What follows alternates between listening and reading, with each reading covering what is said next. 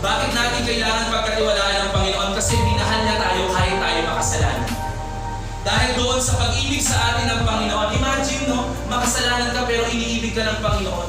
Makasalanan tayo pero minahal tayo ng Panginoon.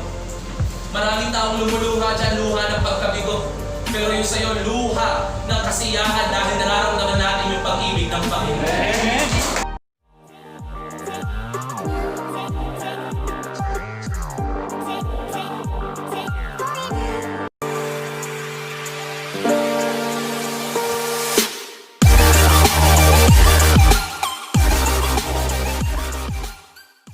Hey guys! Welcome back to my YouTube channel. So today is Sunday. Alam naman natin na kapag ka Sunday ay napakahalaga.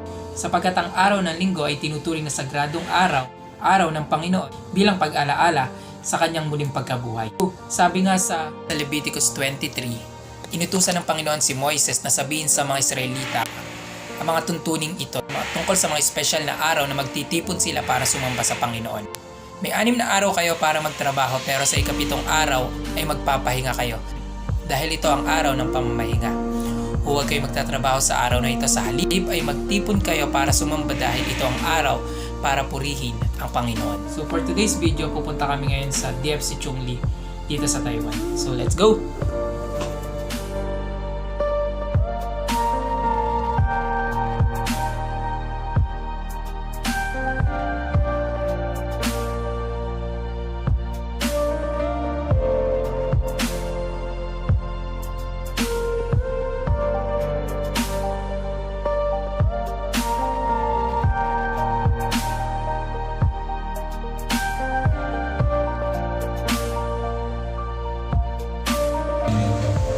So salamat po sa Panginoon at marami rin akong naisipang totoo sa Panginoon. Salamat po sa Panginoon dahil totoo na nagbibigay ng mensahe ang Panginoon sa bawat pagnanasa po natin. Dito po sa ang pinamagatan ko po yung title na pag-aaralan po natin is Trust to God. Trust to God. So alam po natin, no, kagabi po talagang naguluhan din ako kasi iba po yung trust in the Lord or trust in the God to trust God. No, kasi yung trust in the Lord or trust in God or trusting God, iba po yun sa trust the Lord. Kasi kung trusting in the Lord, ibig sabihin yun na talagang parang nagtitiwala or magtitiwala ka kasi may nakukuha ka. Ito po yung trust the Lord. Wala ka man na makukuha o meron ka man makukuha, magtitiwala ka sa Kanya. So ang reason, nagbigay ako ng tanong sa kaisipan ko at sa puso, sabi ko, bakit ako kailangan magtiwala sa Panginoon? Bakit ko kailangan magtiwala sa Panginoon? Dahil ba meron akong makukuha protection sa Panginoon? Dahil ba meron biyaya kapag nagtiwala ako sa Panginoon?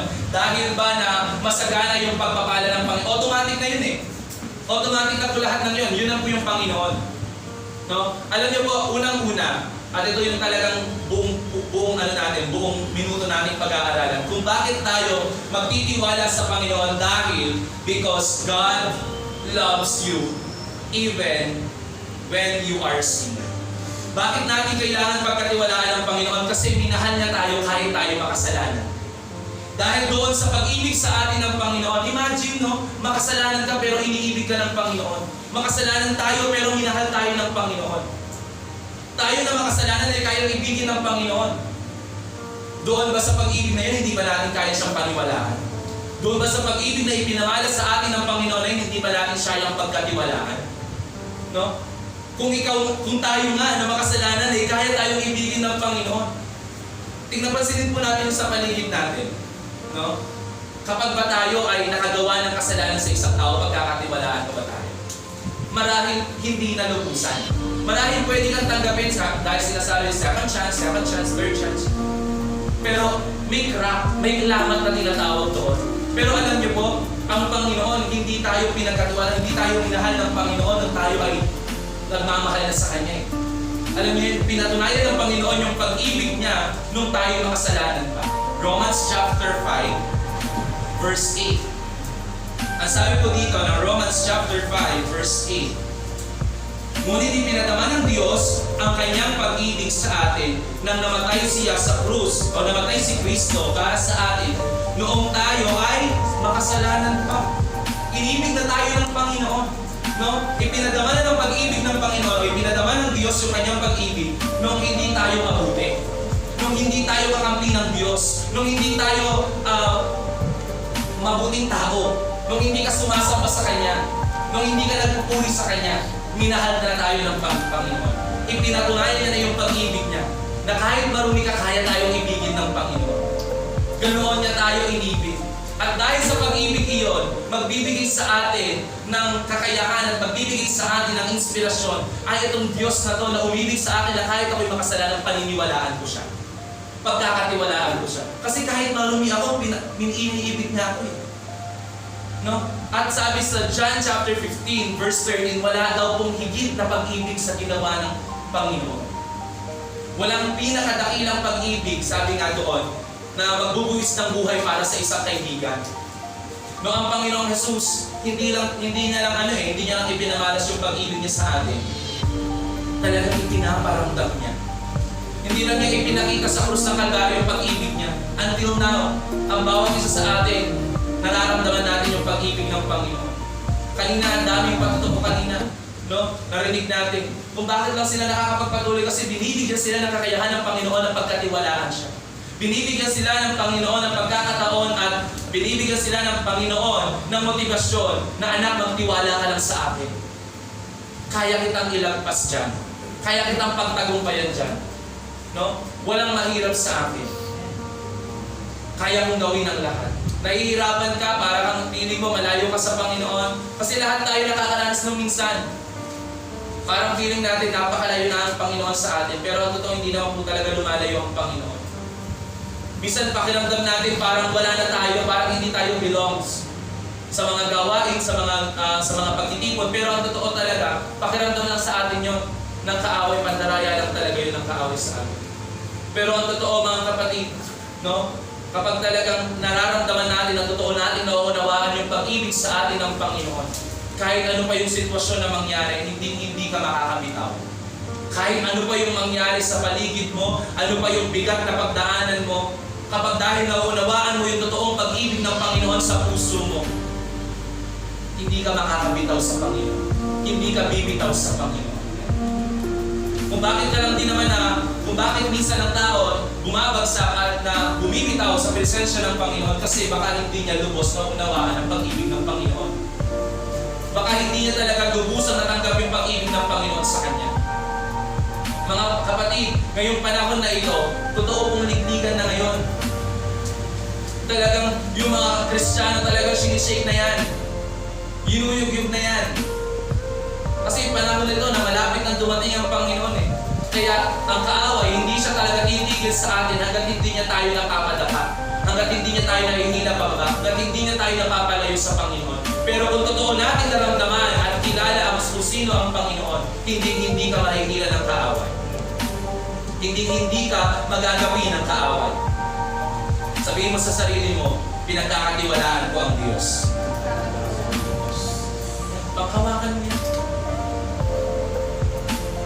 Lagi, no? Bago ka humakbang, pinagkakatiwalaan ko ang Panginoon, pinagkakatiwalaan ako ng Panginoon. No? Bago ka humakbang doon sa isang bagay na iyon, yung pag-ibig ng Panginoon, lagi mong isipin. Lagi nating alalahanin yung pag-ibig ng Panginoon. No? Ang sabi sa John 3:16, for God so loved the world that He gave His only begotten Son. Nung ibinigay niya yung kanyang anak para sa atin. Kung talagang pag-aaralan natin yun, no, ano lang yun eh, parang sa atin, parang ano na lang yun, parang pag nadaanan natin yun, ito yung pusod ng Bible, yung John 3:16. At kapag nadaanan natin yun, ang dami natin pwedeng maalala, di ba? Pero alam niyo po yung pag-ibig na yun, talagang hindi tayo deserve dun eh. Hindi tayo deserving dun sa pag-ibig na yun eh. Ikaw at ako, no? Walang deserve dun sa pag-ibig ng Panginoon na yun. Walang deserving. Na ibinigay ng Diyos Ama yung kanyang anak at yung anak talagang ibinigay niya yung kanyang buhay. Walang deserving doon. Kasi noong mga panahon na yun, nasabi sa Bible, lahat ng tao makasalanan at walang isa man ang talagang nakapasok sa pamantayan ng Panginoon. Walang nakaabot. Kaya, kahit hindi gawin yun ng Panginoon, it's okay. Sabi ko nga kagabi sa Panginoon, habang nananalangin ako, Lord, hindi naman din talaga ako deserve dun eh. Hindi naman talaga ako deserve. And I asked God, sabi ko, Lord, bakit? Isa lang ang pinapaunawa sa akin ng Panginoon. Hindi talaga natin mauunawaan ang kadakilaan ng Kanyang pag-ibig. Hindi talaga natin kayang mabigyan ng tamang kahulugan yung pag-ibig ng Panginoon na pinamalas niya sa atin. Ganoon kalawak at kadakila yung pag-ibig ng Panginoon sa atin. Sa Romans chapter 5 verse 6, sapagkat noong tayo mahihina pa, namatay si Kristo sa takdang panahon para sa mga makasalanan. Noong tayo mahihina pa, namatay si Kristo para sa atin. Para sa ating mga kasalanan. Imagine yun, no? Mahihina na tayo, makasalanan pa tayo. So, pag talagang titignan natin yung buhay natin noon, nung hindi tayo nakakilala sa hindi ginawa yun ng Panginoon, talagang kapahamakan tayo lahat. Talagang ang patutunguhan natin ay pagbagsak at pagkawala, kamatayang walang hanggan. Pero mga kapatid, hindi yung pinahintulutan ng Panginoon. We are the reason kung bakit namatay ang Panginoon sa krus ng Kalbaryo. We are the reason kung bakit niya dinanas ang lahat ng iyon. Kung bakit siya, sabi nga sa Isaiah chapter 52, na kung bakit yung pagmumukha ng Panginoon na hindi na mailarawan kung ito may hayop o tao, sa sobrang basag yung kanyang mukha, sa sobrang tindi nung naranasan ng Panginoon sa krus ng Kalbaryo para sa iyo at para sa akin. Dahil sa pag-ibig niya sa iyo at pag-ibig niya sa akin, para mabayaran yung kasalanan mo at kasalanan ko, para maligtas ka at maligtas ako. Pero hindi humingi ng kapalit ng Panginoon. Wala tayong mababasa sa Bible, ni katiting wala siyang hinihingi sa atin na kapalit. Kasi alam ng Panginoon yung kakayahan natin. Ngayon, kung bakit tayo magtitiwala sa Panginoon, kasi yun ang ginawa ng Panginoon. Minahal niya kasi tayo kung bakit tayo magtitiwala ngayon sa Panginoon. Hindi tayo magtitiwala sa Panginoon dahil lang may biyaya. Hindi tayo magtitiwala sa Panginoon dahil lang may pagpapala, dahil lang may protection. Kundi nagtitiwala tayo sa Panginoon ngayon dahil lubusan natin nauunawaan yung kanyang kadakilaan. Lubusan natin nauunawaan yung kanyang pag-ibig sa bawat isa sa atin. Kasi matik na po yun. Nung tinanggap natin ng Panginoon, matik na yun. Nandun na lahat yun eh. Nakasubaybay na yan. Part na yan. Yung kaligtasan, yung protection, part na yan lahat yan. Nung tinanggap natin ng Panginoon Jesus. Pero ang tanong, bakit tayo nagtitiwala sa Panginoon? Kagabi, ang dami ko pong tinanong na mga kaibigan ko pong mga pastor na kakilala ko po sa Pinas at hanggang dito po sa Taiwan. Sabi ko, bakit po kayo nagtitiwala sa Panginoon? Ang isang sagot po ng isa, He knows my name. Dahil kilala niya yung pangalan ko at tinawag niya ako sa pangalan ko. Amen? Nagtitiwala tayo sa Panginoon kasi kilala niya tayo. Kilala ka niya. Ikaw na, tayo, sama na natin talaga lahat. Tayo na makasalanan, kilala niya tayo sa pangalan natin. No? Hindi niya. Ito makasalanan, hindi ko namin kilalanin ito. Marumi yan. Tanggalin niya sa harapan ko yan. Hindi. Alam niyo po yun? Ikaw at ako na marumi, kilala ka ng Panginoon. Nasabi doon sa isa, bakit ka nagtitiwala? Sabi niya kasi, siya yung lahat sa akin eh. Siya yung lahat sa akin. Ibig sabihin, lahat. No, kung bakit niya pinaniniwalaan ang Panginoon, kasi siya yung lahat. Kung wala ang Panginoon, wala din siya. Tayo din, ganoon din po tayo. Kung hindi lang tayo minahal ng Panginoon, wala din tayo ngayon. Hindi naman natin kayang pagkatiwalaan ng Panginoon. Noong nga, nandiyan na ang Panginoon sa harapan nila, hindi natin pinaniniwalaan ng Panginoon eh. Ngayon pa kaya hindi natin siya nakikita?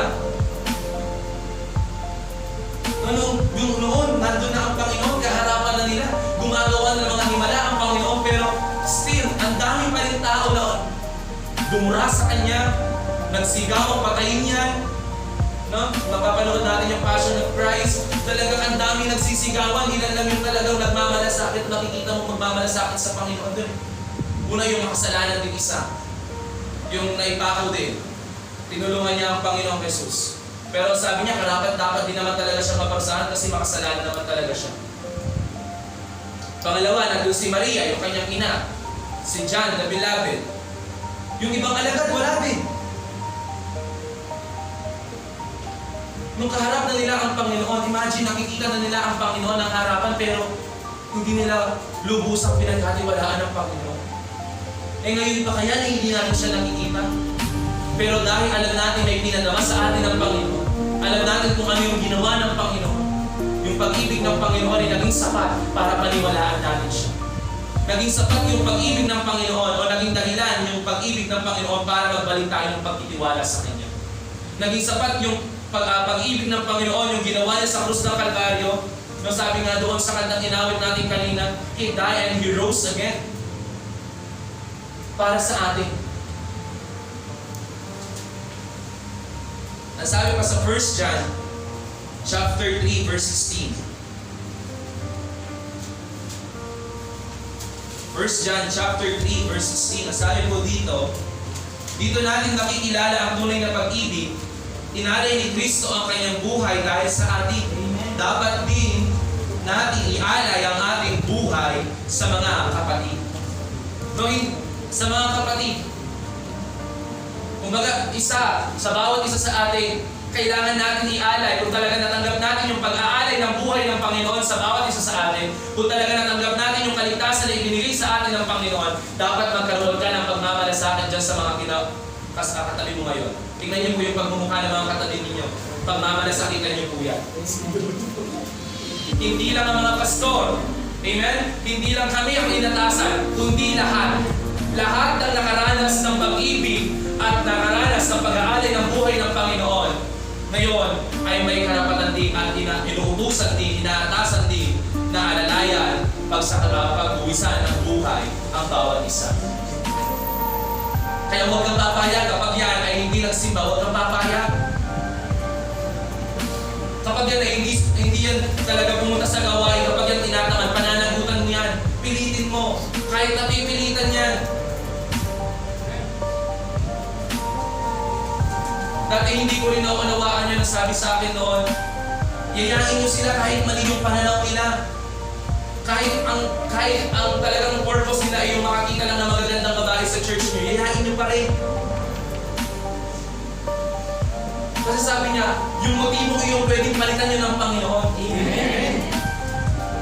Kasi hindi naman lahat talaga eh. Di ba? Nag-i-invite tayo.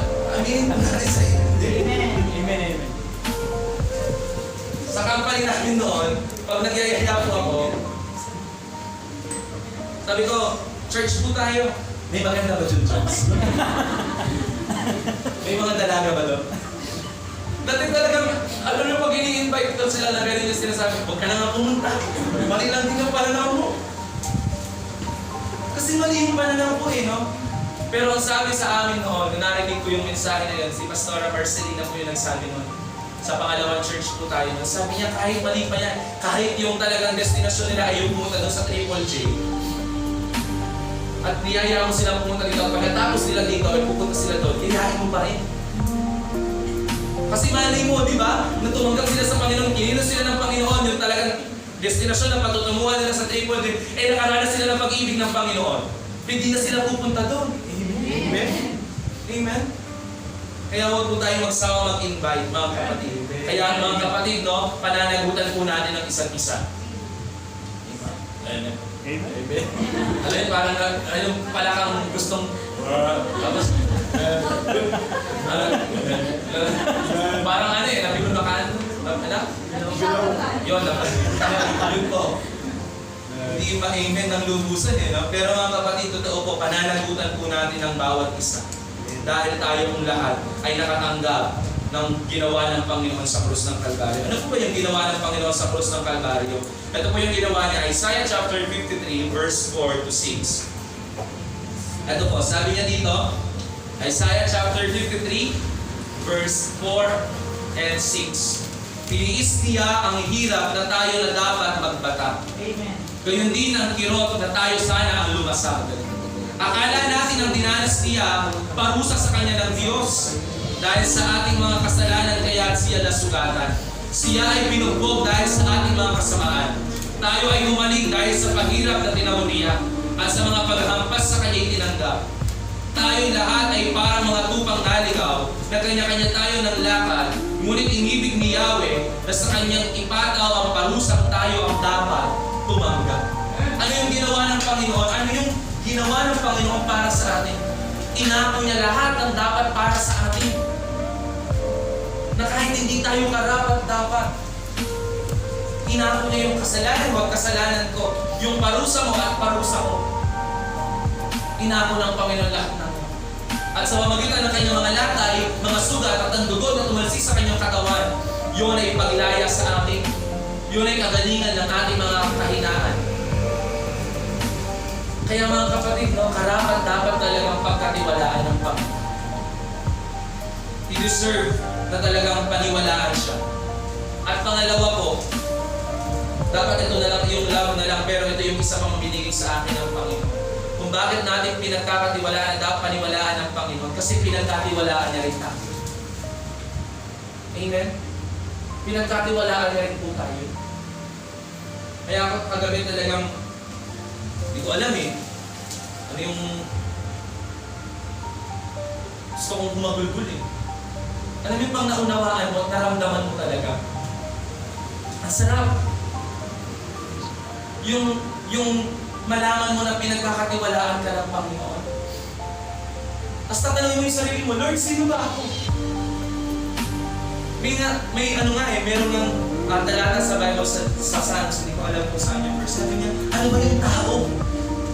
Para pagkatiwalaan mo, ano ba yung tao para ingatan mo? No? Naisip mo ba yun? Ano ka ba? Sino ka ba? Sino ba tayo? Para ikaw at ako ngayon ay nandito. Para ikaw at ako, no? Tayo, yung mga nagpa-Bible study dito, minsan nakakapag-share na rin sila.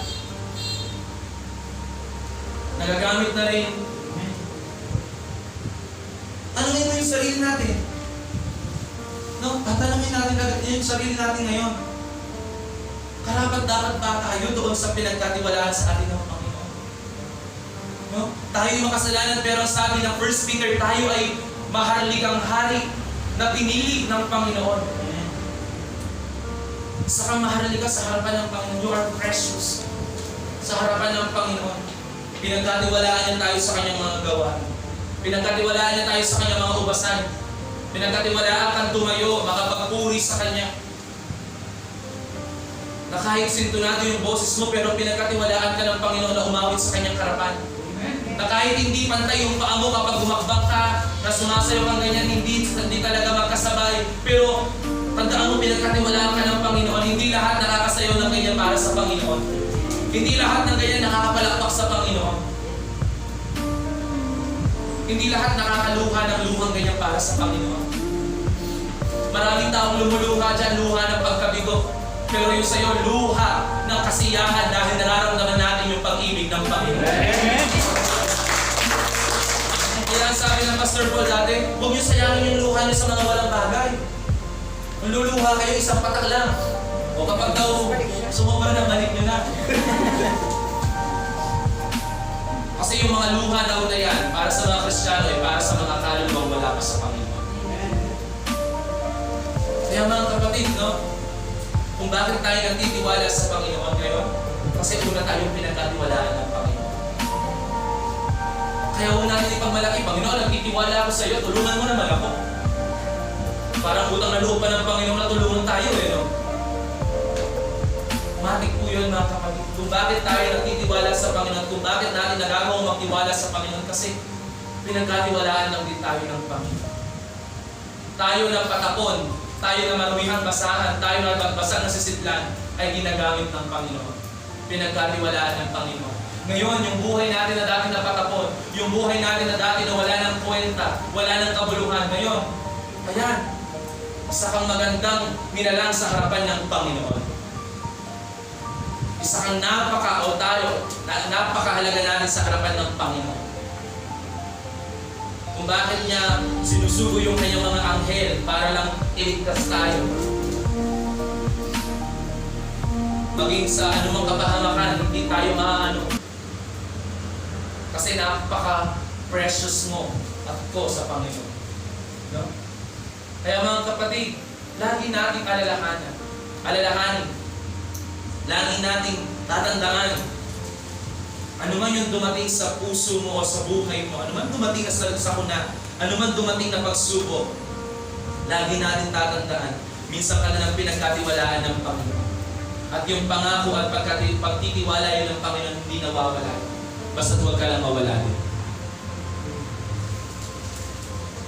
At lagi natin isipin, lagi natin alalahanin, bago tayo sumuko, bago tayo lumisan, bago natin maisipang kumawala na sa harapan ng Panginoon, lagi natin alalahanin, wala nang ibang pag-ibig na katulad ng pag-ibig ng Panginoon na mararanasan tayo sa mundo. Wala na po. Kasi yung pag-ibig ng mundong ito minsan ay kapalit. Pero yung pag-ibig ng Panginoon, hindi naghihintay ng kapalit. Kasi kahit hindi tayo karapat-dapat, ibibig na tayo. Noong mga panahon na hindi naman natin kayang bayaran yung pag-ibig ng Panginoon o hindi naman natin kayang suklian lahat ng ginawa ng Panginoon, ibibig na tayo. Pero yung mundo, minsan yung maraming tao sa paligid natin, yung mga kaibigan natin, hindi ko naman sinasabing lahat. Minsan kung bakit din lamang tayo pinakikisamahan at iniibig o kinakaibigan. Kasi meron silang nakukuha sa atin. Meron silang napapakinabangan sa atin. Or minsan kung bakit din naman nila tayo tinuturing kaibigan kasi meron silang nakikita lang sa atin. Kumbaga meron lang silang natatanggap. Meron lang silang pakinabang sa atin. Minsan try natin kayang gumawa ng mali sa kanila. Sadyain natin, no? Ano kaya yung reaction nila? Marami tayong napapanood na ganyan ngayon sa Facebook, sa mga social media. Dahil lang sa isang bagay, no, kinalimutan yung kanilang pagsasamahan. Yan kasi yung talagang gusto ng kaaway para sa atin, yung magkawatak-watak. Pero kung ngayon, nalalaman natin mga kapatid, na dahil sa pag-ibig ng Panginoon na ibinigay at inialay sa atin, dahil sa buhay ng Panginoon, ngayon kahit ano pa dapat gawin ng kaaway ng kapwa natin, pagmamalasakitan natin. Pagmamalasakitan natin. Pagmamalasakitan natin. Amen. Pagmamalasakitan natin ang isa't isa. Amen. Aga? Amen.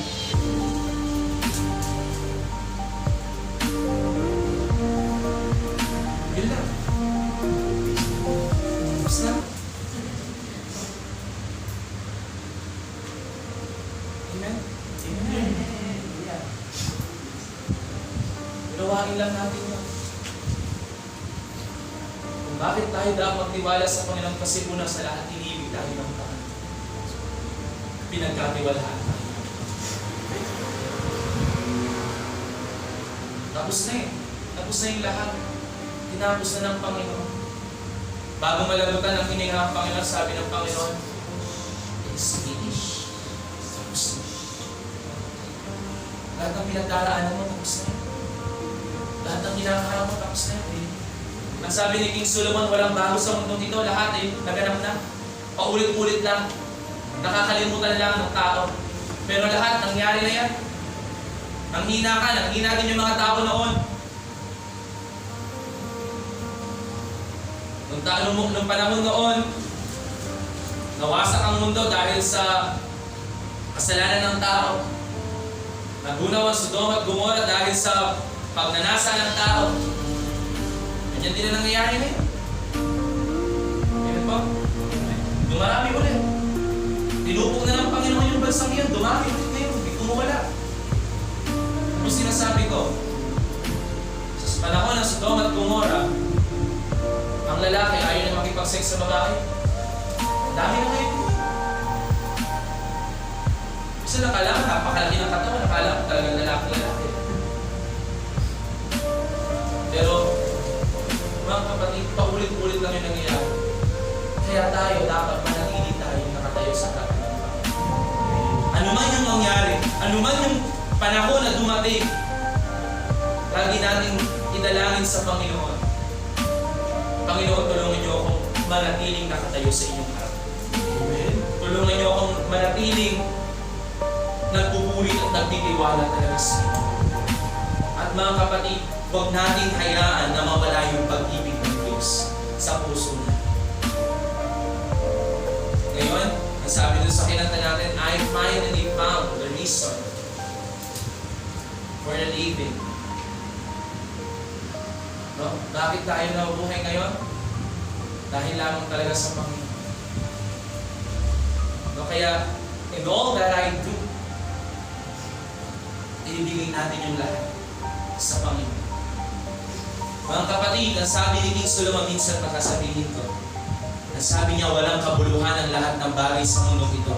Makamtanungan yung lahat ng bagay sa mundong ito, ang sabi sa gospel. Makamtanungan yung lahat ng bagay sa mundong ito, pero kung wala ang Panginoon, wala ka din. Ang sabi ni King Solomon, kung walang kasiyahan ang sinuman kung wala ang Diyos. Ecclesiastes chapter 2 verse 25. Walang kasiyahan ang sinuman kung wala ang Diyos. Kasi yun talaga yung reason natin. Sa lahat ng bagay, kung bakit tayo nakakapagtiwala, kung bakit tayo nakakaibig, kung bakit tayo nakakapagbigay, kung bakit tayo nakakapagpuri, kung bakit ka nabubuhay ngayon, kung bakit ka may pag-asang buhay na walang hanggan ngayon, kung bakit hindi ka na patungo dun sa kamatayan ngayon, kung bakit hindi ka na parurusahan sa impyerno ngayon, kasi dahil sa Panginoon. Kung bakit hindi ka na parurusahan, kung bakit hindi mo na mararanasan yung kapaghatian sa Great Revelation, dahil sa Panginoon. We are the reason.